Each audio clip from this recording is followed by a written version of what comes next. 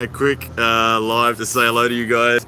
Let you know, I wanted to say a big thank you to everyone. So I'm gonna wait for a few of you to come online and yeah, kind of tell you guys how it all played out from my perspective. And man, I'm just fully grateful right now that all this came about and it all came together. So, all right, I'll wait for a few of you. G'day, Robbie. Thanks for coming on, man. Oh man, I tell you right now, I am a very happy man. I am a very, very, very, very, very happy man. I got too many notifications right now to be able to address everything, so I wanted to jump on here, YouTube. I'm gonna do a Facebook Live after this as well to say a big thank you to everyone, man. But I can tell you right now, this means a real lot to me. I'm outside Jimmy's Sports Bar at the moment. I've just finally come down off the big high and yeah, bottom 8 champion. My right arm, it's a little stretched. I had to work. Not only did I have to work, obviously, against Evan, but I really, really had to work against Artem in the final as well. So it was really, really cool. First match, Chris Gobby, first of all. Full respect to Chris Gobby. I could feel what he was doing. I could feel his strength. I could feel that it was dangerous. And you saw what he did to me on the left arm. He obviously was way too good on the left arm, but the right arm, I felt good. I could feel everything that Chris wanted, and I was very, very happy just to say go. Chris was kind of starting early, but I just thought, yeah, let's run with it, and let's just say go. So we got the matches started, got the job done. I felt good. It was, again, absolutely zero disrespect to Chris. He is amazing. Like I said, the dude knows how to pull. Very, very proficient hooker. I just had enough hand control and side pressure and was cool to go. So that led to the big match against Evan. Now, I don't know if you guys tuned in, saw the Calcutta auction. Evan was the favorite to win. There was good money on me too, so I was so happy for the guy who put up the $500 on me to win. He had a good payday in the end, so that was really, really cool.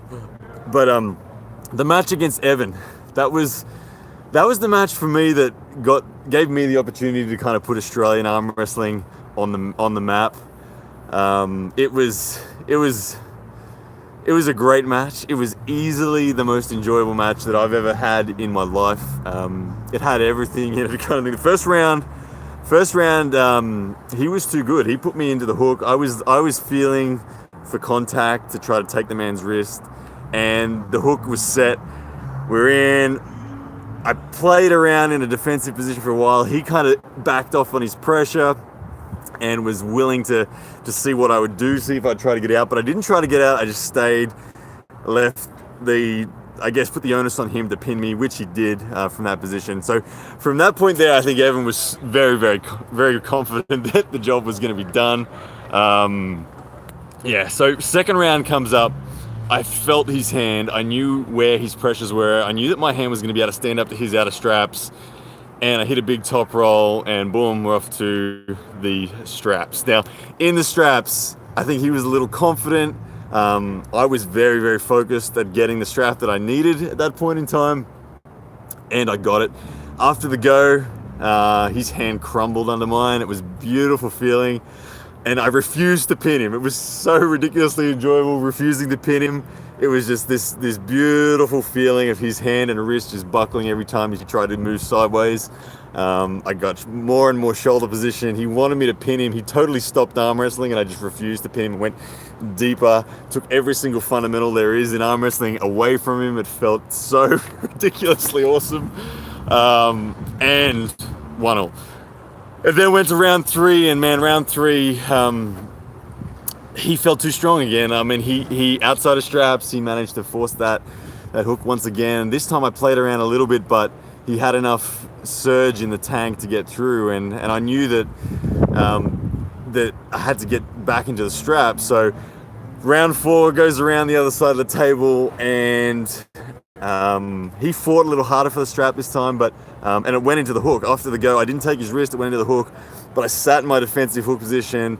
He tried to pin, and he couldn't, and all of a sudden I could feel his pronation just gassed, and I'm like, yes, here we go, it is on. And sure enough, the man's pronation started to gas, and this beautiful feeling came over again. And again, I refused to pin him. He started doing these big, crazy elbow fouls to try to concede the match. Very satisfying, making someone give up. Someone of that caliber, really, really cool. And then came the all-important fifth and final match. I honestly could tell I had the buckle in my hand if we had gone to straps. And I had this gut feeling that I wasn't going to win that match if it went to straps. So I started saying, no, screw this. I have to get aggressive outside of straps. I have to dictate the bone line. I have to commit my shoulder harder than he's willing to commit his. And I did that. I started grinding in and just saying, no, come on, Evan, let's fight. Let's do this. And I could feel I had it.